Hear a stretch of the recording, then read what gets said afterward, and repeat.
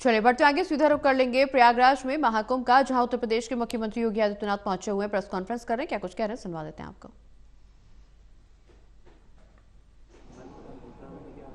तरीके से महाकुंभ के बहाने आप लोगों ने प्रस्तुत करने का कार्य किया और उसको लगातार आगे बढ़ा रहे हैं। इस दौरान हमारे सामने पौष पूर्णिमा और मकर संक्रांति के जो मुख्य स्नान थे वे संपन्न हो चुके हैं और आगामी जो स्नान है, जिसमें मौनी अमावस्या का स्नान 29 जनवरी को और बसंत पंचमी का 3 फरवरी को, ये 2 बड़े महास्नान हैं जो कुंभ की शोभा है, इस महाकुंभ की शोभा है। 7,000 से अधिक संस्थाएं अब तक यहां पर आ चुकी हैं और मेरा मानना है, आज मैंने पूरे महाकुंभ एरिया का सर्वे किया है। प्रातःकाल से हम लोग देख रहे हैं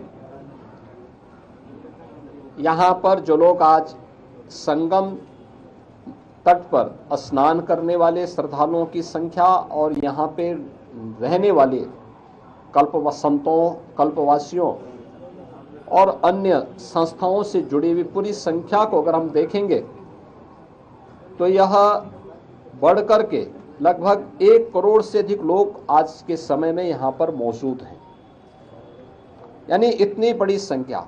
और उसके लिए पूरी तत्परता के साथ यहाँ पर सभी विभाग मिलकर के, केंद्र और राज्य सरकार के सभी विभाग मिलकर के पूरी प्रतिबद्धता के साथ लग करके उनकी सुविधा के लिए, उनकी सुरक्षा के लिए, भव्य दिव्य और डिजिटल कुंभ की परिकल्पना को साकार करने के लिए, उनकी आस्था को सम्मान देते हुए और आधुनिकता के साथ जोड़ने के लिए कार्य हो रहा है।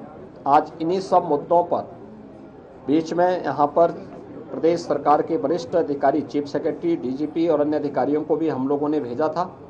आज एक बार हम लोगों ने फिर कितना कुछ और आगे बढ़े हैं।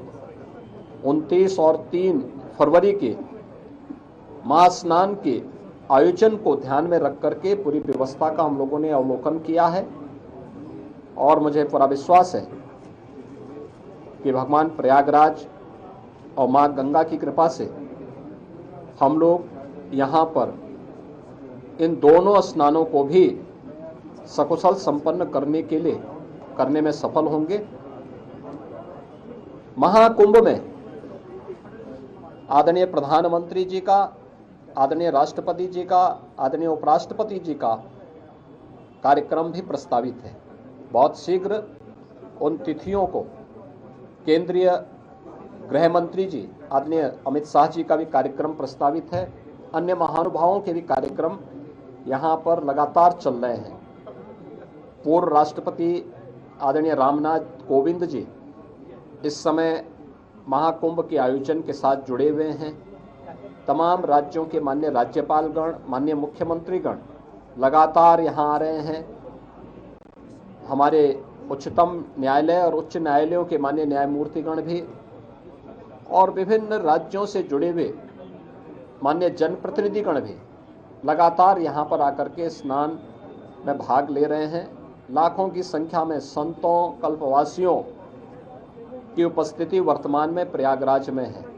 बड़ा भव्य और दिव्य आयोजन हो रहा है, अनेक धार्मिक अनुष्ठान हो रहे हैं और प्रयागराज की महिमा जिन कार्यों के लिए जानी जा रही है, माँ गंगा, माँ यमुना और माँ सरस्वती की इस त्रिवेणी में, वह सब कुछ आज यहाँ पर देखने को मिल रहा है। चाहे देशी हो या विदेशी, जो कोई भी संगम में स्नान कर रहा है अभिभूत होकर के जा रहा है। मुझे यानी मकर संक्रांति और पौष पूर्णिमा के दिन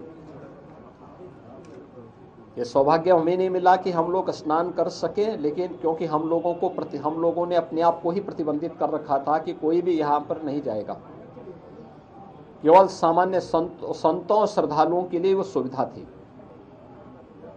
लेकिन जो भी आया, उन्होंने आपके माध्यम से जो बातें कही और खासतौर पर संतों और श्रद्धालुओं की उनकी आस्था को हम जान सकते थे।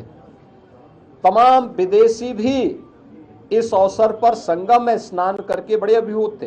कल मेरे पास यूरोप से जुड़े हुए कुछ श्रद्धालु आए थे, कुछ लोग आए थे, कुछ पर्यटक आए थे और प्रयागराज की महिमा का गान किस भाव के साथ कर रहे थे। आज आपने कुछ चैनल में उसको देखा भी होगा, किस प्रकार क्या श्रद्धा का भाव था। देखिए, वे हिंदी नहीं जानते, संस्कृत नहीं जानते, लेकिन हिंदी की चौपाई को, हिंदी की यानी संस्कृत की मंत्रों को, अवधि की चौपाइयों को और सनातन धर्म से जुड़े हुए स्त्रोत और मंत्रों को किस लय के साथ सस्वर वे लोग गा रहे थे और माँ गंगा और यहाँ के धामों के बारे में कितनी श्रद्धा का भाव उनके अंदर देखने को मिल रहा था। यह अभिभूत करने वाला है और यही तो आदरणीय प्रधानमंत्री जी का संदेश है। महाकुंभ का एक ही संदेश, एकता से ही अखंड रहेगा यह देश, और यही एकता और अखंडता का संदेश महाकुंभ का संदेश है। उसी संदेश के साथ इस बड़े आयोजन के साथ हम सब जुड़ रहे हैं। धन्यवाद। गंगा मैया के